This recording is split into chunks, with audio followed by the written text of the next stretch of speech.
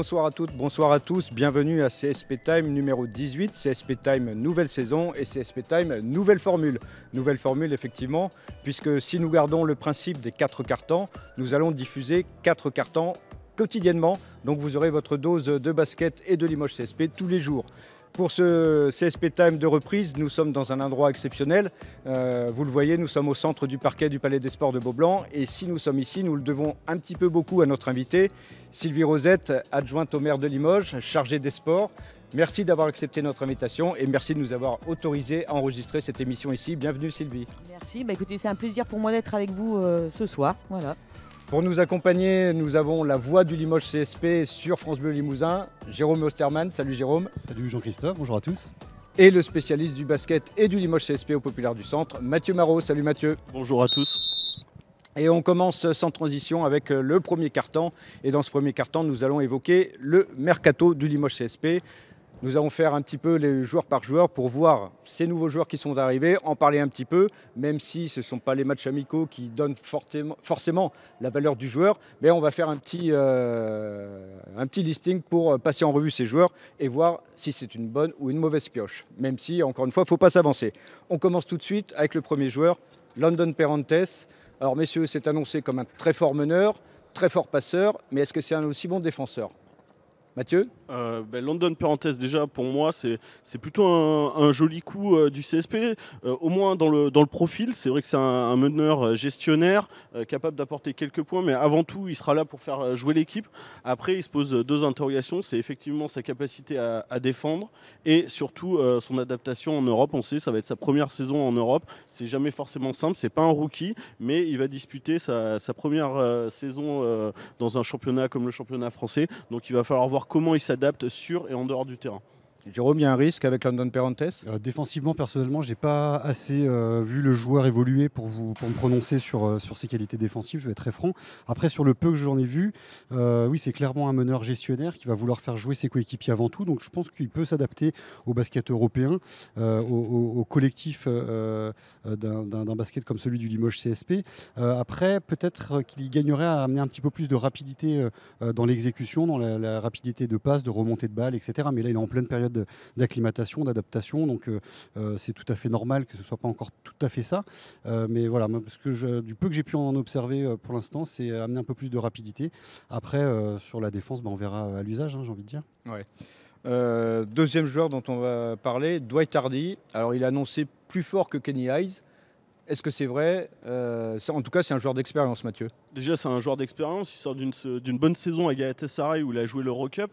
Sur le papier, c'est plus fort que que Kenny Hayes. Dwight Hardy, c'est vraiment un gros joueur.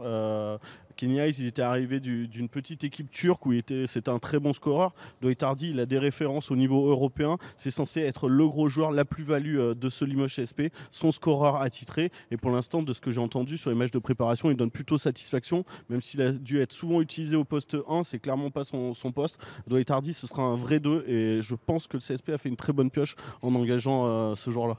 Ouais, moi, c'est déjà mon coup de cœur, je pense que je ne serai pas le seul. Même s'il a 32 ans déjà, est-ce que c'est pas un joueur 32 joueurs, il est dans la fleur de l'âge, à 32 ans, tout va bien. Tout va bien. Tout dépend, à l'instar d'un Joe Gomis, quelle hygiène de vie il a pu avoir tout au long de sa carrière, quel genre de rigueur il a eu par rapport aux entraînements, à venir avant, à venir après. Ça, à 32 ans, ça veut tout et rien dire en même temps. Mais en tout cas, c'est un énorme joueur. Je pense le joueur le plus complet de cet effectif. La seule petite faiblesse qu'il a montrée, encore pour un shooter, bon, il a eu un peu d'inconstance par moment, c'est-à-dire des jours sans où c'est pas tombé dedans, mais bon, ça c'est aussi propre au basket. Et sinon, quoi qu'il arrive, il est présent des deux côtés du terrain. Il peut tirer à mi-distance, il peut driver, donc impacter les défenses adverses. Il peut aussi défendre très très fort. Il est beaucoup plus tanké en effet que Kenny Hayes. Donc au niveau musculature pure, au niveau force physique, je pense que ça va être bien plus fort. Je pense que c'est une très très bonne pioche de la part d'Olivier Bourguin et du Limoges CSP. Bon, on reste dans les Américains. Isaiah Miles, déjà vu à Dijon il y a 2 saisons. Est-ce que, alors voilà, le poste 4 shooter qu'on attend depuis X saisons, ça y est, on l'a. Qu'est-ce qu'il faut en penser ? Isaiah Miles, c'est un vrai poste 4 shooter, encore plus que ne pouvait l'être Josh Carter qui était l'année dernière. Josh Carter, c'était vraiment un 3 4, qu'on faisait jouer en 4. Isaiah Miles, c'est un vrai 4 moderne, dans le sens où on l'attend au shoot, effectivement. Il avait de bons pourcentages. Il était très bon dans sa première année rookie du côté de Dijon. Même s'il s'est trouvé sur la sellette, il a réussi à terminer l'année. Après, il est parti en Turquie. Il a fait une bonne saison en Turquie. C'est une bonne recrue pour Limoges CSP. Ça faisait 2 ans que Olivier Bourguin souhaitait l'attirer ici. Donc maintenant, on va voir ce qu'il donne. La seule interrogation, il ne faut pas s'attendre à ce que Isaiah Miles vienne trop dessous. C'est pas forcément un rebondeur, c'est pas un 4-5. C'est vraiment le 4 qui reste en périphérie et qui sera là pour shooter. Donc après, il faudra le juger en fonction de ses pourcentages à 3 points avant tout. Jérôme, ça ne va pas être un joueur unidimensionnel, c'est le risque? Peut-être en attaque, ouais. Alors Olivier Bourguin, quand il a présenté le joueur il y a quelques semaines de ça, parlait d'un shooter pur, vraiment dans l'âme. C'est-à-dire que dès qu'il va avoir le ballon, il va dégainer de loin. S'il a une position, il va prendre le tir et il va reprendre le tir. Et même s'il rate 2-3 fois, il va continuer. Il nous a glissé ce jour-là, Olivier Bourguin, que le seul qui pourra l'obliger à s'arrêter de tirer, c'est le coach en le sortant du terrain, tout simplement. Alors ça peut avoir du bon parce qu'on se dit que mentalement, c'est quelqu'un qui a une grosse confiance en lui et en son tir. Par contre, ça dépend un peu de la vision qu'on peut avoir du basket. Moi, je sais que ça aurait tendance à m'énerver. Si le gars, il a un copain ouvert à côté, mais qui préfère quand même prendre le tir, ça risque d'être agaçant, à moins de mettre dedans, évidemment. Et là, on sera obligé de s'incliner. Oui. Après, ce que je trouve intéressant, je ne dis pas que ça va être le meilleur défenseur de l'équipe, mais en tout cas, au niveau de l'intention dans ce qu'il a envie de mettre en défense, sur ce que j'ai pu voir lors du match du tournoi de la Nouvelle-Aquitaine face à Pau, par exemple, où on sentait qu'il prenait plaisir à mettre des stops défensifs et qu'il avait une vraie hargne à ce niveau-là, quitte à faire un peu de trash talking envers son adversaire qui venait de stopper, etc. Donc je ne dis pas que ça va être le meilleur défenseur, mais sur les intentions défensives, je pense qu'il va être extrêmement présent. Et ça, c'est important, surtout si en attaque, en tout cas, il a un côté peut-être unidimensionnel, même si ça reste à confirmer, on verra bien. On va parler maintenant des joueurs français, on va parler de Sékou Doumbouya. Alors Sylvie, on va s'adresser à vous. C'est un jeune de 17 ans qui est annoncé comme la future grande star du basket français. Il arrive à Limoges, c'est Limoges qui a réussi à l'attirer alors qu'il avait X propositions. C'est un bon signe pour le club, ça? Déjà, je pense que s'il prend entre guillemets le risque de venir à Limoges, c'est qu'il pense que c'est intéressant pour lui et pour son avenir dans le basket. Je ne pense pas qu'un jeune de 17 ans ait envie entre guillemets de se griller, d'aller dans un club qui ne peut pas lui apporter quelque chose et lui offrir une grande carrière nationale et surtout internationale, je pense.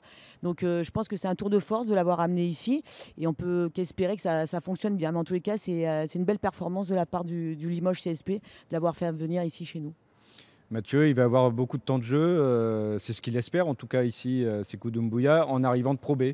Alors moi, je vais être un peu plus mesuré. C'est vrai que Sékou Doumbouya, c'est un des plus grands espoirs du basket français à son poste. Il était du moins annoncé top 3 de la draft 2019 par ESPN. C'est un vrai gros potentiel qui a déjà un physique intéressant, qui a derrière lui 2 saisons de professionnel en Pro B. Maintenant, il va falloir voir ce qu'il donne en Pro A. Il arrive à un poste où le titulaire, c'est quand même William Howard. Donc William Howard, je le vois bien franchir encore un cap cette année, avoir un temps de jeu peut-être encore un peu plus conséquent, même si on sait que Kyle Milling aime bien répartir les temps de jeu. Derrière, il y aura des joueurs comme Axel Bouteille pour prendre quelques minutes. Donc j'attends de voir ce que va faire Sékou Doumbouya, comment il va trouver sa place, parce que pour lui, c'est vraiment, et pour le CSP aussi, c'est vraiment une année très importante et il va falloir qu'il trouve du temps de jeu. Rapidement, Jérôme, un petit mot sur Sékou? Il va y avoir beaucoup d'attentes, mais il ne faut pas trop lui en demander. C'est un gamin, véritablement. Il n'a pas 18 ans, si je ne dis pas de bêtises. Il a 17 ans, il va les avoir. Il va avoir ses 18 ans. Vous imaginez un petit peu. Donc là, il arrive à un premier niveau de la Pro A. Et puis l'Eurocup également. Je pense qu'en fait, c'est à la fois un joueur qui a peut-être sur les postes extérieurs le plus gros potentiel, et en même temps, c'est le plus jeune, le plus immature et inexpérimenté.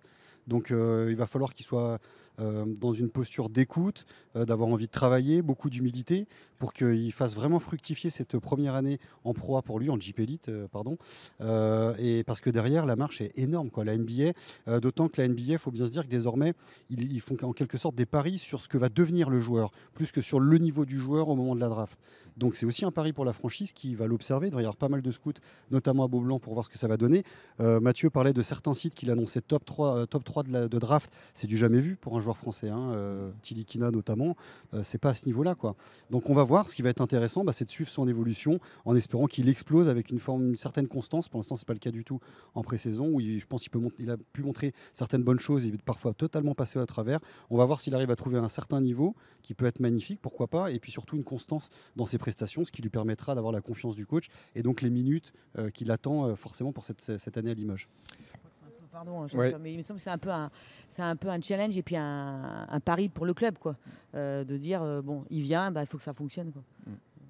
Rapidement, messieurs, on est déjà gagné par le temps. Un petit mot sur la paire Scholtez qui arrive, Jonathan Roussel et Jerry Boutsielé.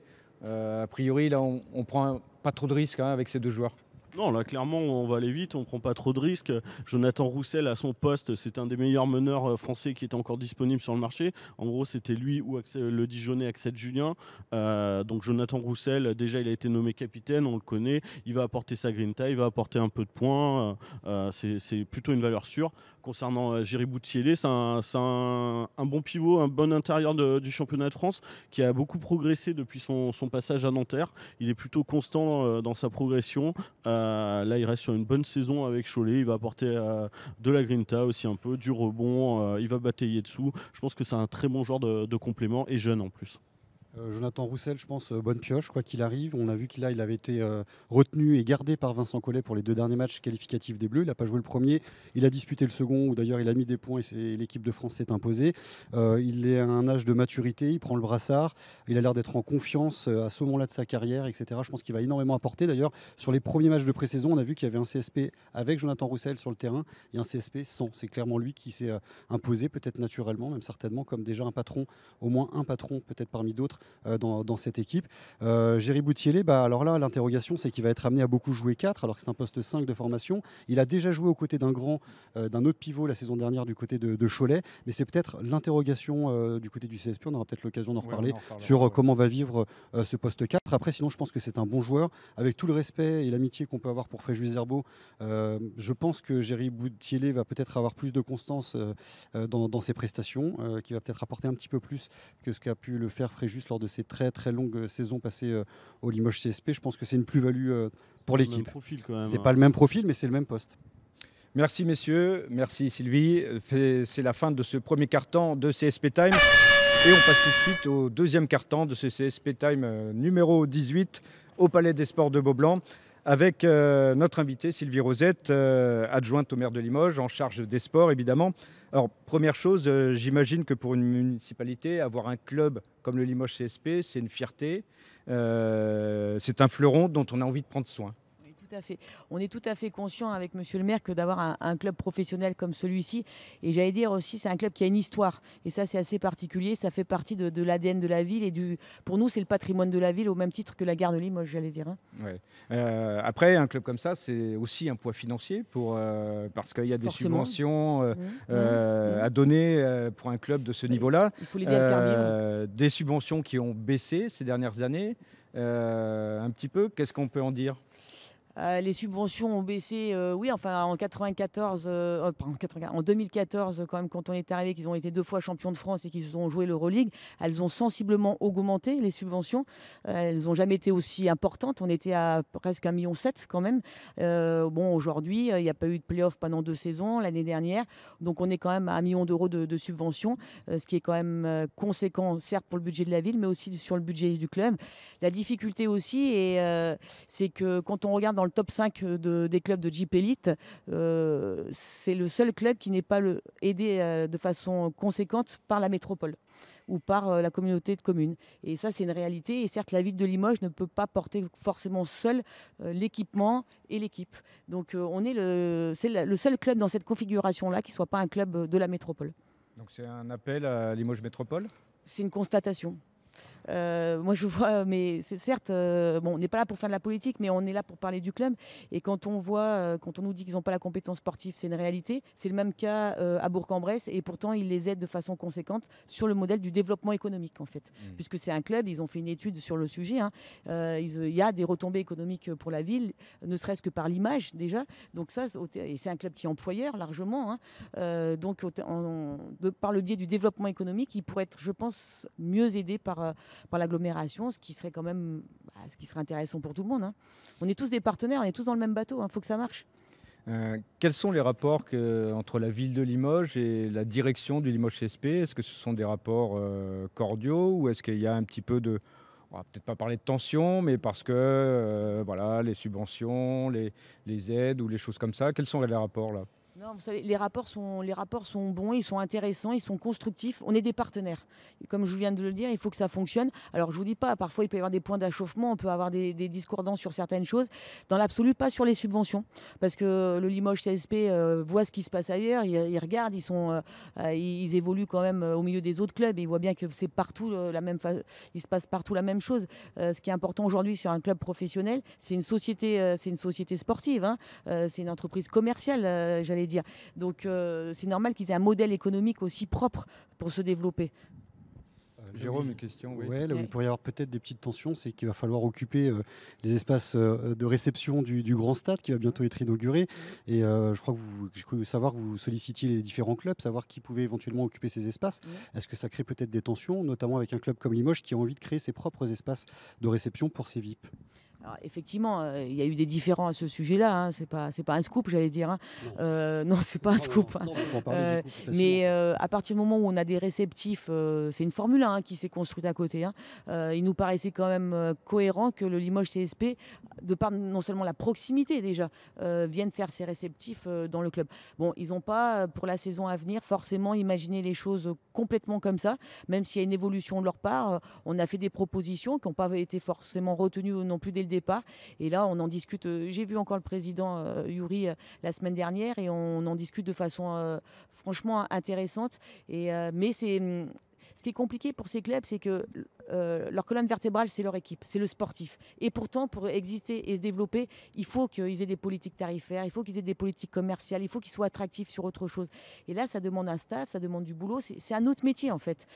Et là, tout est la complexité aussi pour occuper les espaces, quoi. On a beaucoup entendu parler, encore une question à Jean-Christophe, du Limoges CSP 3.0 qui, justement, vous dites un club doit se concentrer avant tout sur le sportif. On a bien vu que Frédéric Fortet avait compris qu'au contraire, enfin pas au contraire, mais en parallèle, il fallait en plus de ça développer tout ce qu'il y avait à côté, les réceptifs, pourquoi pas faire un restaurant, etc. Recevoir du public dans un autre lieu que le Palais des Sports de Beaublanc. Il voulait acquérir un terrain, etc.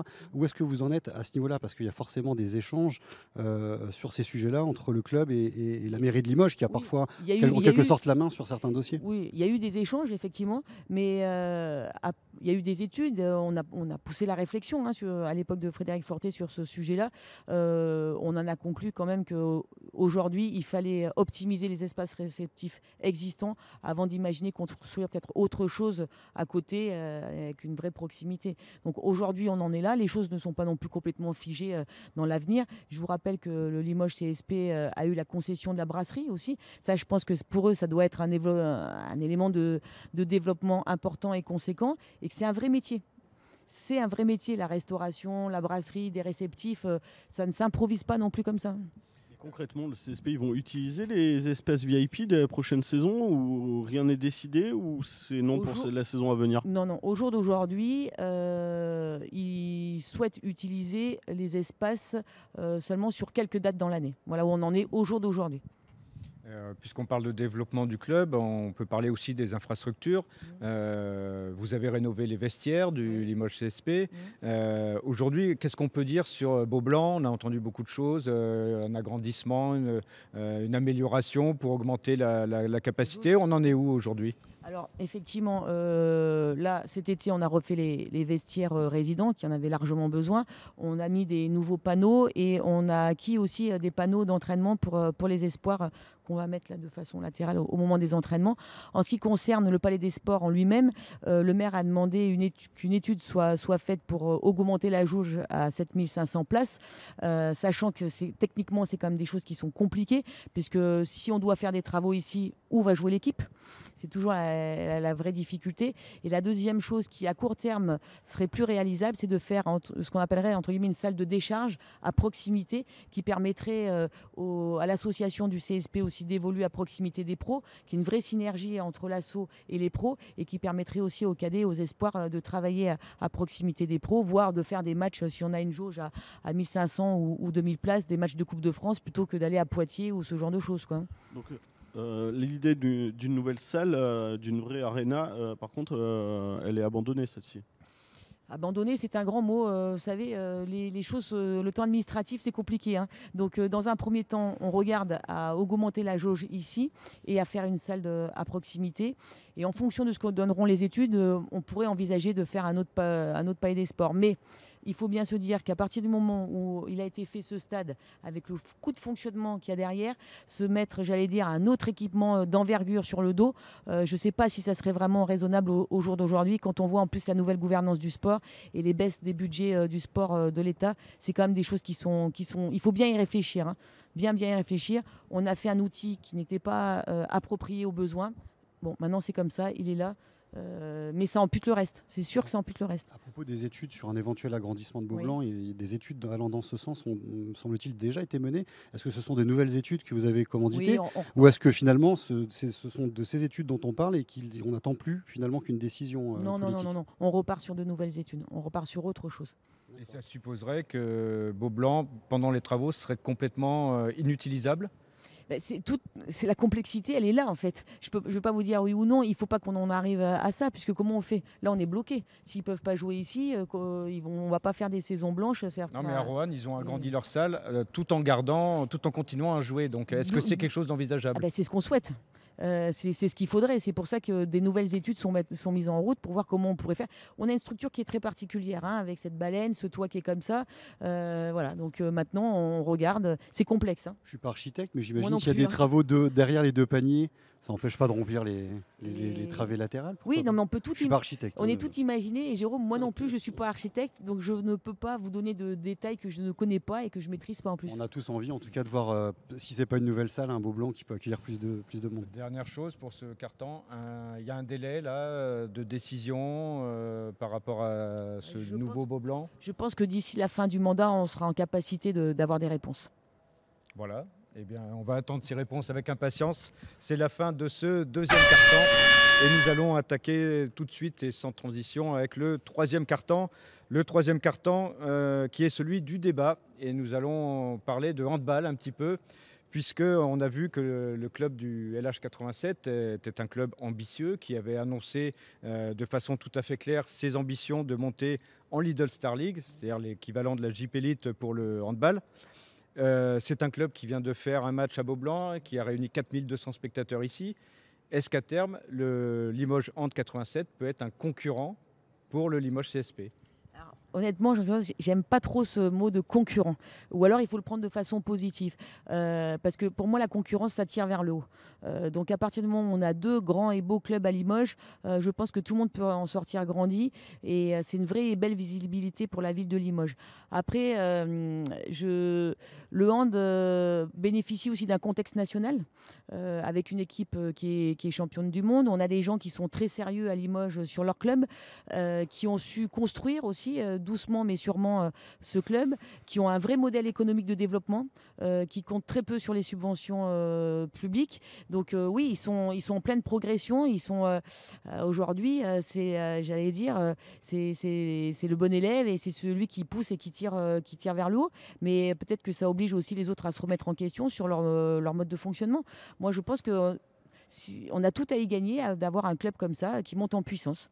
Deux clubs de haut niveau à Limoges, c'est possible? Je dirais que c'est possible à partir du moment où ils ont un modèle économique qui leur permet de le faire.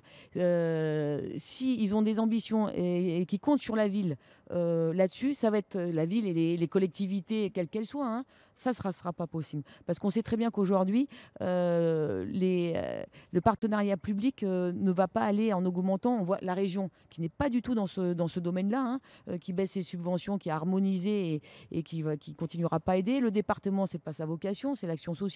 La ville de Limoges, on continuera à soutenir tant qu'on peut soutenir. Mais à partir du moment où il y aura des baisses des dotations de l'État, on devra se recentrer sur nos pouvoirs régaliens. Donc si les clubs ont un modèle économique qui leur permet d'être le plus autonome possible, mais il ne faut pas qu'ils se gênent, j'allais dire.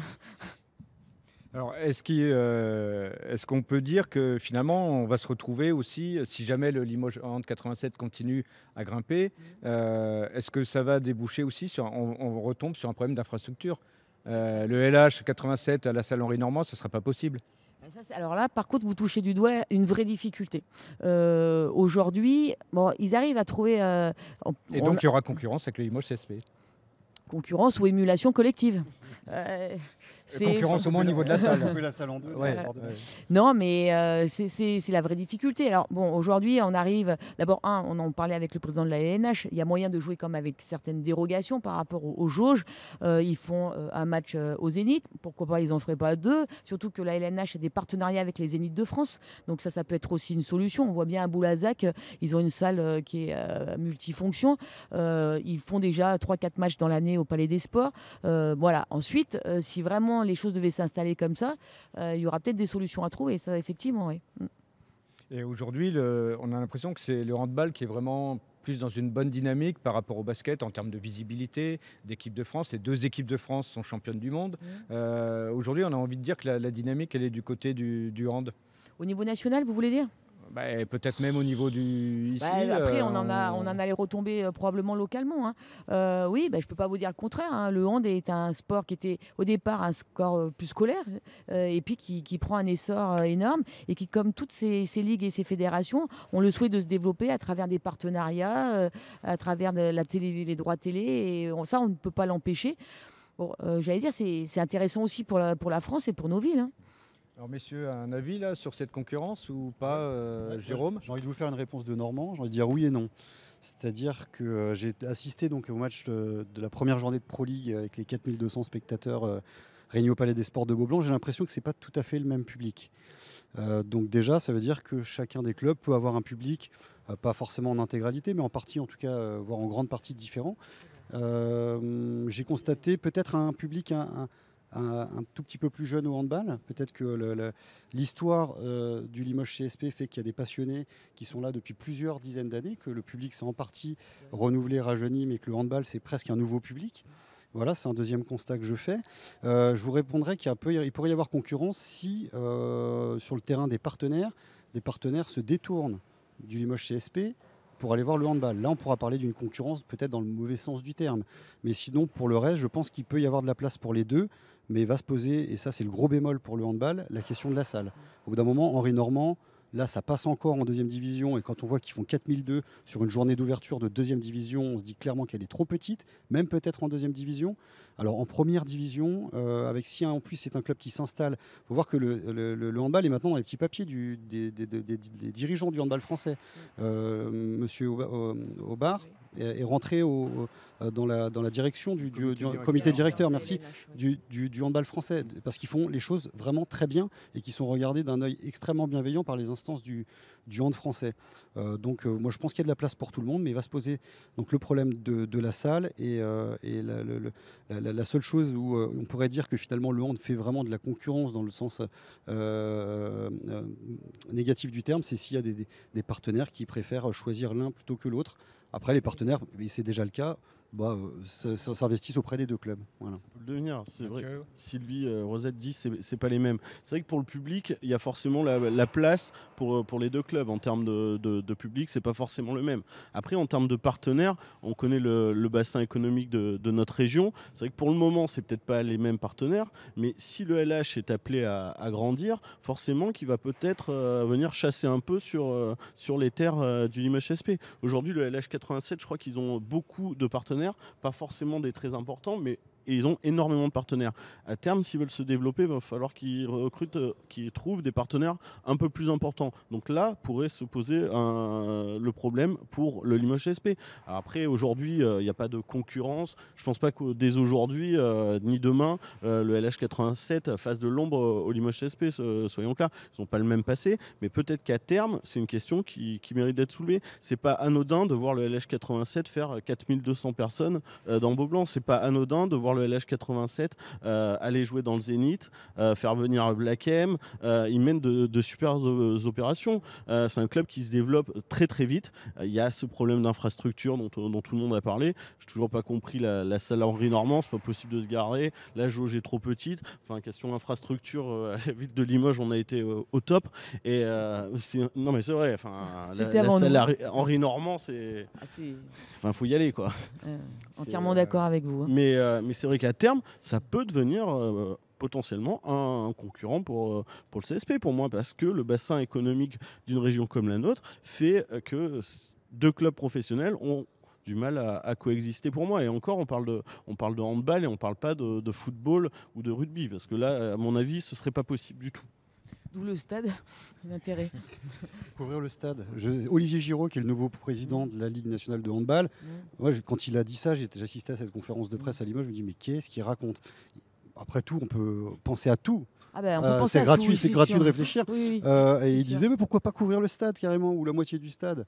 Oui, mais Ça part un peu fou comme ça. non, on avait eu une idée intéressante avec le maire, mais après il y a aussi une propriété industrielle qui fait qu'on ne fait pas ce qu'on veut dans le stade. Je ne parle pas de le couvrir, hein, mais malgré tout, on a quand même un club de rugby et il faut bien qu'il joue quelque part. Donc si on couvre le stade, on ne va pas mettre le rugby dans le palais des sports. Donc vous voyez, je pense qu'à une époque, il aurait fallu faire des choix. Oui. Je suis assez d'accord avec ça. Il aurait fallu faire des choix et pas laisser partir les choses dans tous les sens, c'est sûr. On revient à une dernière question. Encore une fois, on parle de l'avenir. Le LH monte en Lidl Star League.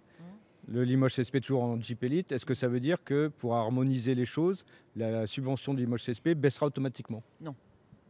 Celle du hand va monter automatiquement alors.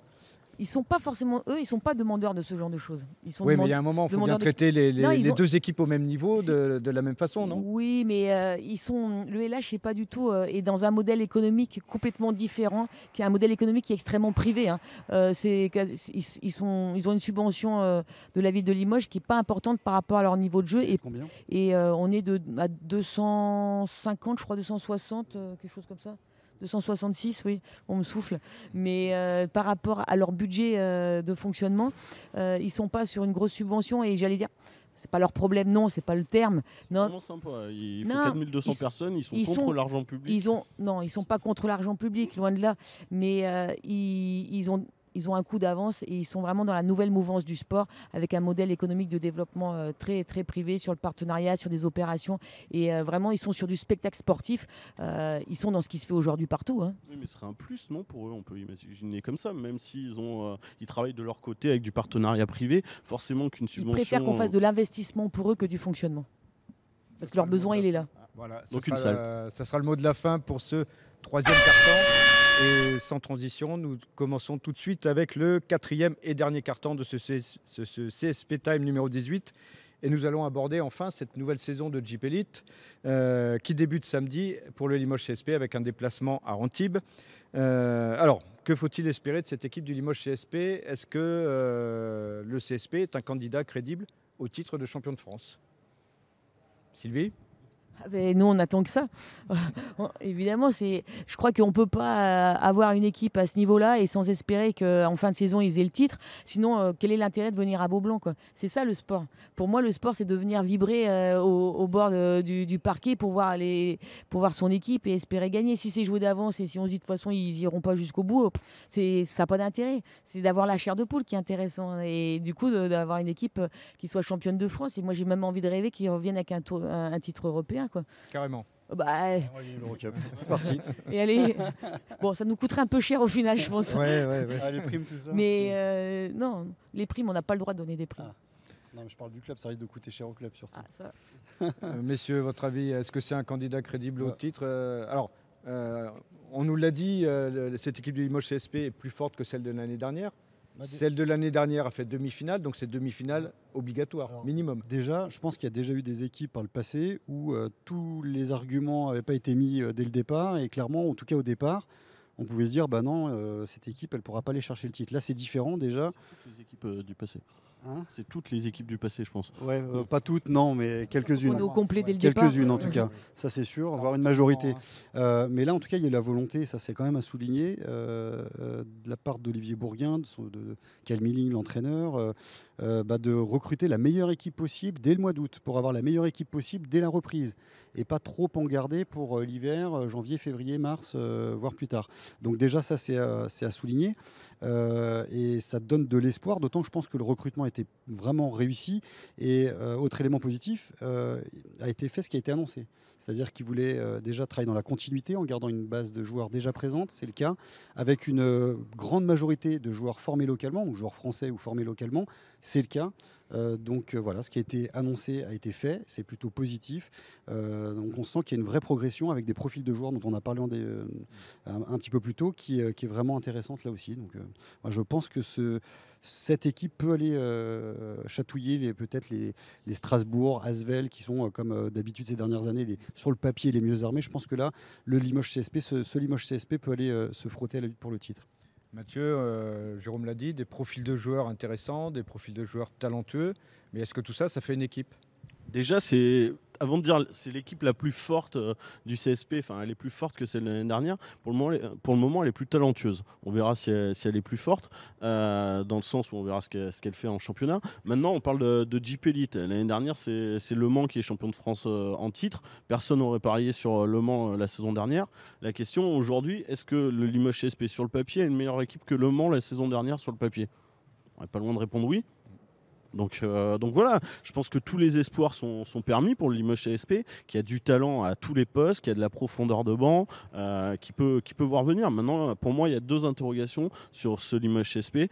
La première, elle est sur le poste 4. Le CSP va partir avec 3 postes 5 de métier, Boutielé, Samardo Samuels et Mam Jaité, et pour un seul poste 4 de métier, Isaiah Miles.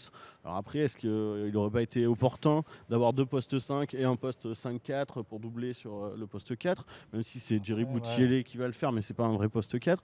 La deuxième interrogation, pour moi, c'est London Perrantes, on en a parlé au début, c'est un meneur organisateur, il va falloir voir comment il s'adapte en Europe. Voilà. Si ces deux obstacles sont franchis, si London Perrantes est le joueur adoré par Kyle Manning à Las Vegas, je pense que le CSP fera une très grande saison. Quand il dit ça, Mathieu, c'est parce que le coach l'a vu cet été sur des camps, et donc ça c'est une évolution hyper intéressante pour le Limoges CSP, d'aller l'été aux États-Unis. On n'arrêtait pas de dire qu'en France... Il est en vacances. Kyle. Ouais, d'accord, mais il pourrait aller ailleurs, chez lui, dans sa famille, je ne sais pas. Et c'est ce que fait depuis de très longues années Jean-Denis Choulet, qui est aujourd'hui le coach de l'Élan Chalon. On n'arrête pas de dire, bah voilà, c'est fou, il n'y a que Jean-Denis Choulet qui fait ça, et les choses n'évoluent pas de saison après saison, été après été. Bah là, du côté du Limoges CSP, ils se sont mis dans cette optique-là, et c'est forcément une bonne chose pour éviter les flops, comme on en a eu, mais de trop nombreuses fois ces dernières saisons.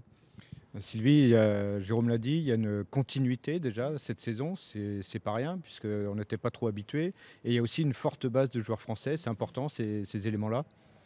Il me semble que déjà, quand on commence un travail, on sait que c'est un travail de longue haleine. Une saison, ça passe finalement très vite.